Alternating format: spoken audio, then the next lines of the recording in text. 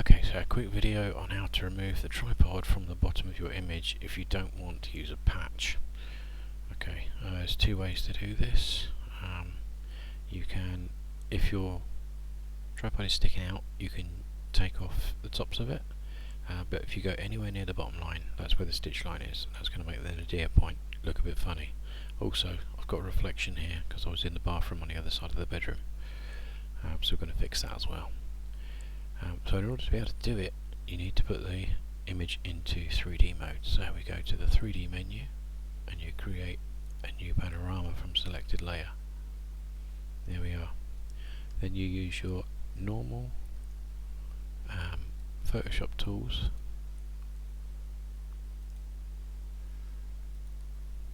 just as you would to make any other selection.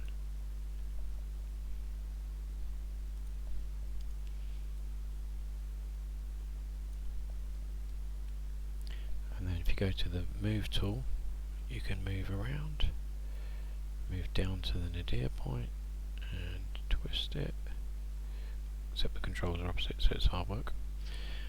Select the cone stamp tool and then select your control point. Whoops, a bit far over. Remove your tripod, in this case it was a light stand. Job done. Now, this is still a 3D image, so you need to get it back to normal, and to do that you double click on the spherical map over on the right hand side layers panel, and there it comes back. Then you have your equirectangular image, which you can do file save as, and then save as JPEG wherever you need it. Job done.